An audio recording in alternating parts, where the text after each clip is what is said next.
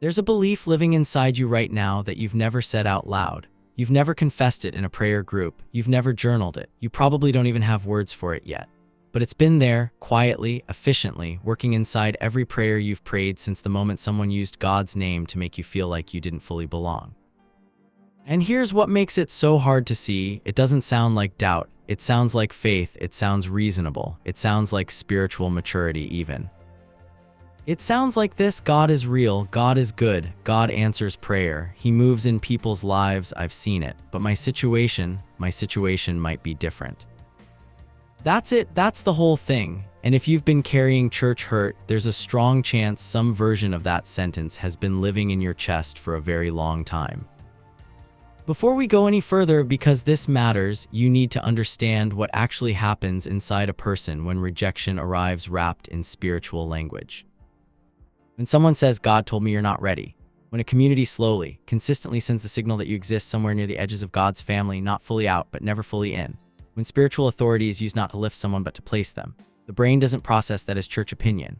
Under certain conditions, particularly when someone is vulnerable, seeking, genuinely open, the brain stores that kind of message as divine signal.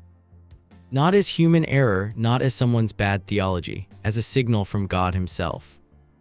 And once something gets stored that way, it becomes almost impossible to dislodge through ordinary spiritual effort alone. You can read your Bible, you can worship, you can pray, and you will because you love God and that love is real. But every spiritual experience will now pass through a layer that wasn't there before, a filter.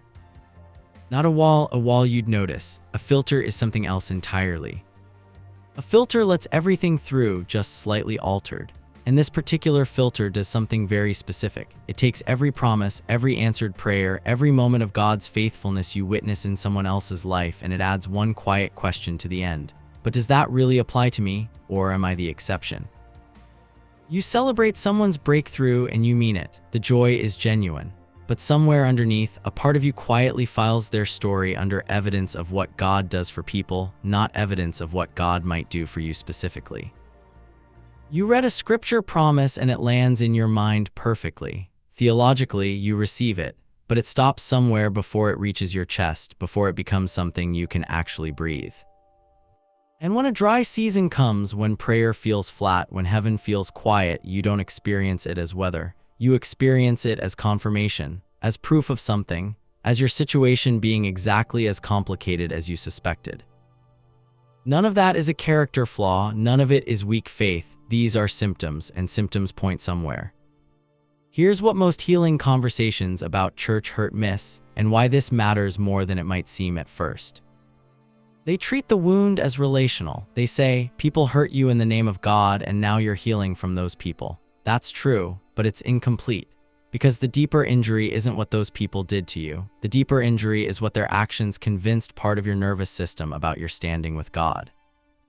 The human brain is not designed to neatly separate the messenger from the message, especially when the messenger is in a position of spiritual authority, especially when the message arrives during a season when you were genuinely seeking God. The brain is a pattern recognition machine, and the pattern it learned was this: when I reach toward God in certain ways, I get assessed, I get evaluated, and the assessment doesn't always come back in my favor.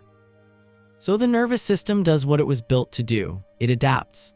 It creates a small, quiet mechanism that preemptively evaluates your worthiness before you even fully arrive in prayer. It asks the question before God gets a chance to answer, so the sting of rejection doesn't catch you off guard.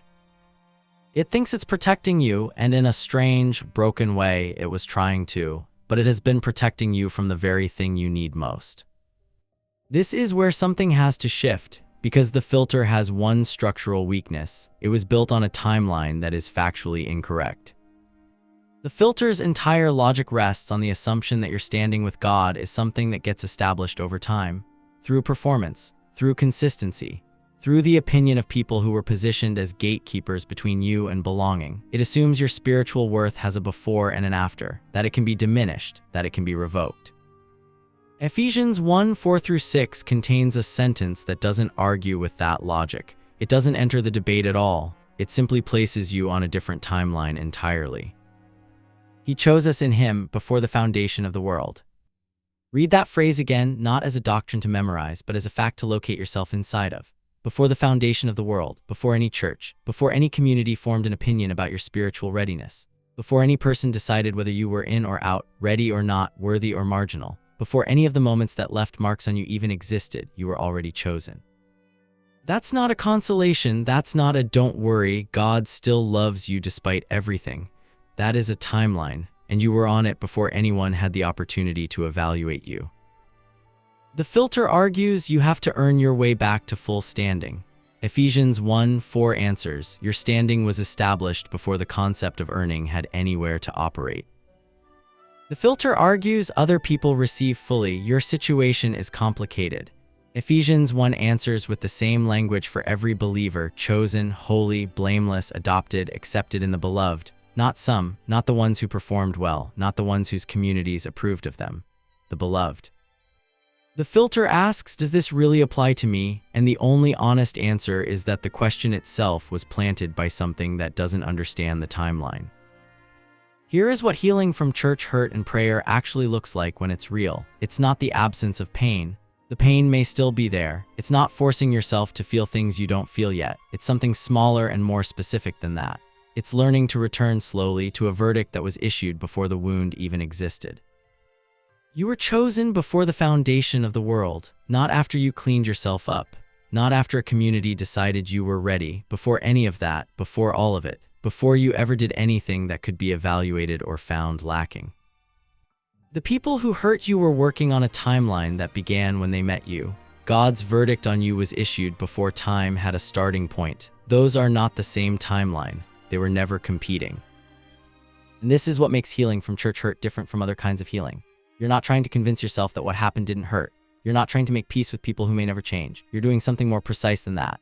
You're learning to distinguish between a verdict that was issued in time by people with limited vision and complicated motives, and a verdict that was issued before time by the only one with full information about who you are.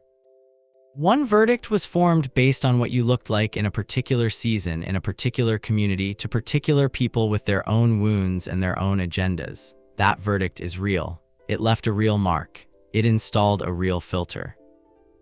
The other verdict was formed before any of that context existed, before your struggles, before your inconsistency, before any version of you that could be assessed, compared, or placed at the margins.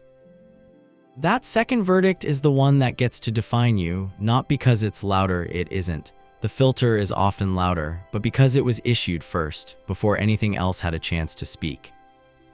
So here's where this lands in the actual practice of prayer, because this isn't a concept to understand in your head. This is a posture to return to every time the filter speaks. When you sit down to pray and the quiet question appears, does this really apply to me? You don't need to fight it. You don't need to defeat it. You just need to know where it came from and what it doesn't know. It came from a timeline it experienced. It doesn't know about the timeline that preceded it. 3 sentences, not a formula, but a practice. A way of returning to the right timeline every time you find yourself on the wrong one. Father, I was chosen in you before the foundation of the world, not earned, not evaluated, chosen. I received that today. That's it. You don't need it to feel true the first time you say it. You don't need the filter to disappear immediately. You need to return to that sentence until the part of you that got hurt starts to recognize this verdict existed before the wound, and the wound doesn't get to revise it. Church hurt left a belief inside you, and that belief, that quiet, reasonable-sounding belief that your situation might be the exception, has been filtering every prayer, every promise, every season of silence. But there is a prayer that reaches past the filter, not because you said it perfectly, not because you've healed enough to deserve it, because the one you're praying to knew you before any filter existed, before any church, before any community, before any season that left you wondering whether you were actually included. You were chosen before all of it. You are still chosen now. That was never the question, even when the filter made it feel like it was.